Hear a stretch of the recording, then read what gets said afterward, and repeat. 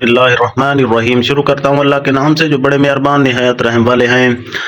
آپ ان لوگوں سے کہیے کہ میرے پاس اس بات کی وحی آئی ہے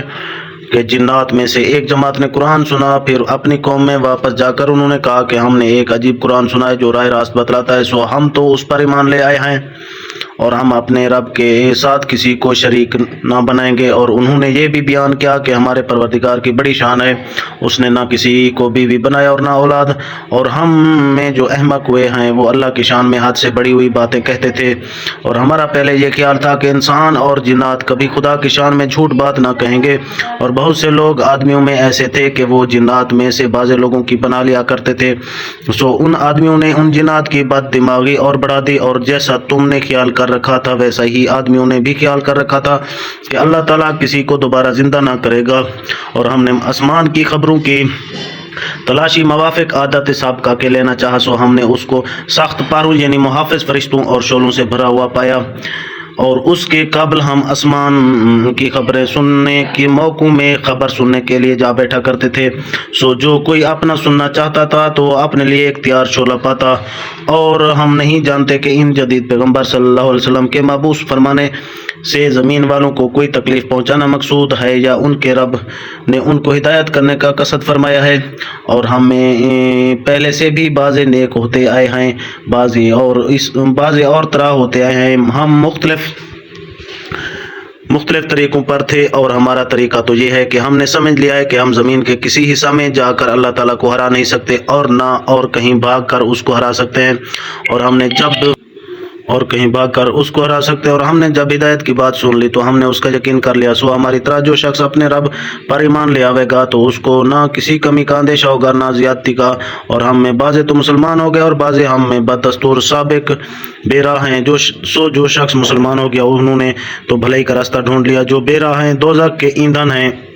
اور مجھ کو ان مضامین کی بھی وحی ہوئی ہے کہ اگر یہ مکہ والے لوگ سیدھے راستہ پر قائم ہو جاتے تو ہم ان کو فراغت کے پانی سے سیراب کرتے تاکہ اس میں ان کا امتحان کریں، اور جو شخص اپنے پروردگار کی یاد یعنی ایمان و اطاعت سے روگردانی کرے گا اللہ تعالیٰ اس کو سخت عذاب میں مبتلا کرے گا۔ اور ان وحی شدہ مضامین سے ایک یہ ہے کہ جتنے سجدے ہیں وہ سب اللہ کا حق ہیں، سو اللہ تعالیٰ کے ساتھ کسی کی عبادت مت کرو۔ اور جب خدا کا خاص بندہ مراد رسول اللہ صلی اللہ علیہ وسلم ہیں خدا کی عبادت کرنے کھڑا ہوتا ہے تو یہ کافر لوگ اس بندہ پر بھیڑ لگانے کو ہو جاتے ہیں، اور آپ ان سے کہہ دیجئے کہ میں تو صرف اپنے پروردگار کی عبادت کرتا ہوں اور اس کے ساتھ کسی کو شریک نہیں کرتا۔ آپ یہ بھی کہہ دیجئے کہ میں تمہارے نہ کسی ضرر کا اختیار رکھتا اور نہ کسی بھلائی کا۔ آپ کہہ دیجئے کہ اگر خدا نہ خواستہ میں ایسا کروں تو مجھ کو خدا کے غضب سے کوئی نہیں بچا سکتا اور نہ میں اس کے سوا کوئی پناہ کی جگہ پا سکتا ہوں، لیکن خدا کی طرف سے پہچاننا اور اس کے پیغاموں کا ادا کرنا یہ میرا کام ہے۔ اور جو لوگ اللہ اور اس کے رسول کا کہنا نہیں مانتے تو یقیناً ان لوگوں کے لیے آتش دوزخ ہے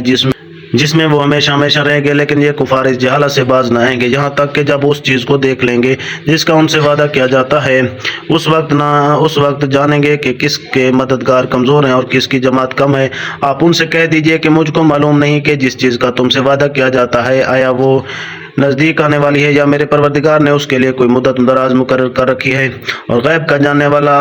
وہی ہے، سو وہ اپنے غیب پر کسی کو مطلع نہیں کرتا، ہاں مگر اپنے کسی برگزیدہ پیغمبر کو تو اس طرح اطلاع دیتا ہے کہ اس پیغمبر کے آگے اور پیچھے محافظ فرشتے بھیج دیتا ہے، اور یہ انتظام اس لیے کیا جاتا ہے تاکہ ظاہری طور پر اللہ تعالیٰ کو معلوم ہو جاوے کہ ان فرشتوں نے اپنے پروردگار کے پیغام رسول تک بحفاظت پہنچا دیے، اور اللہ تعالیٰ ان پہرہ داروں کے تمام احوال کا احاطہ کیے ہوئے اور اس کو ہر چیز کی گنتی معلوم ہے۔